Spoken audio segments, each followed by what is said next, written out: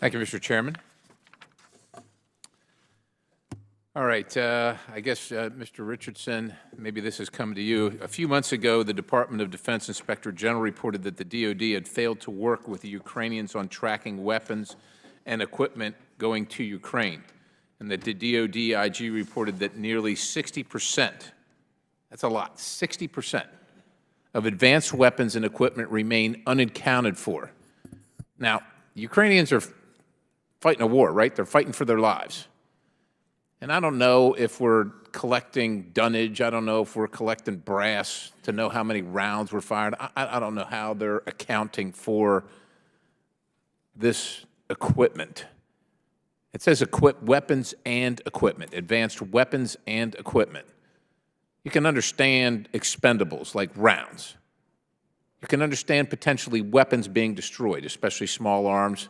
You start getting into artillery pieces, tracked vehicles. It happens, but they should be able to be accounted for, right? There's ways of doing that even from far away. Are we relying on the Ukrainians to account for these weapons? Or I mean, I imagine they can assist us, but we're going to be asked, we're continually asked, we've been asked for half a year now to provide more money to Ukraine. 60% unaccounted for. It's hard. Look, it's hard to go back to your constituents who get up in the morning, pack a lunch, and head off to work to earn money to pay their bills, which they can't afford right now. And then this administration, the Biden administration, says, well, we need $65 billion to send to Ukraine. And our people are saying 60% of it, we don't know where in the hell it is. What's going on? I can't speak to the specifics of what's exactly happening in Ukraine. This has all happened after I've left the administration.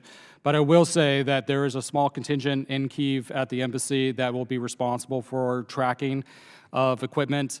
It clearly is completely insufficient, and as well as the processes that you would need to put in place in order to have appropriate tracking. These are mostly DoD personnel that would be responsible.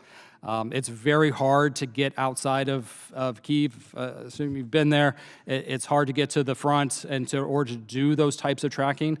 But that's true across the spectrum, and also on the development side or the economic side. We do not have people, Americans or people that we trust, that can go and verify, because they are mostly kept captured in Kyiv and been unable to get out and see what is actually happening. So the system that you described, is this something new, or is this a system that currently exists, or at least existed during this audit, this report, these findings?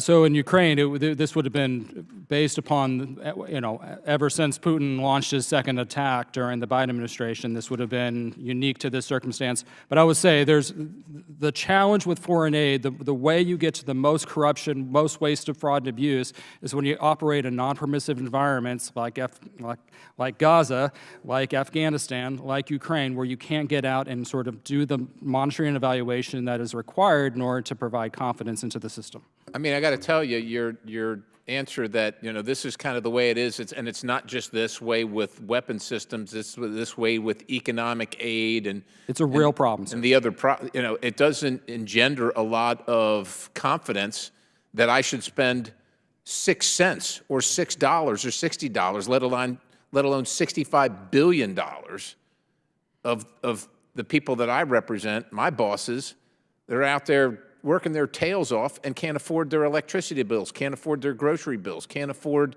a mortgage on a new home. And you're not selling me right now. I hate to tell you, you're not selling me. I mean, we got technology. I bet if we told Amazon or MasterCard to track every single one of these things, whether it was $1, a penny, or a 155 round, I suspect they would track it as long as they were getting paid. And somehow the federal government can't find its rear end with both hands, but they sure have a way of coming in and telling all the folks in this committee and across Congress, we got to send billions and billions of more dollars to Ukraine. I 100% agree that we have to have more command and control and more monitoring and evaluation of foreign assistance. And I go back to the loan idea as well that President Trump has floated. I think you have to have more skin in the game, more ownership by the Ukrainians, more responsibility from the EU. This is ultimately going to impact them the most. You know, this problem did not start 2 years ago. This problem started because NATO failed to meet its 2% obligation. This is why we have to, it's a very much a whole approach that we have to bring back responsibility and accountability into the system. Thank you, Mr. Chairman.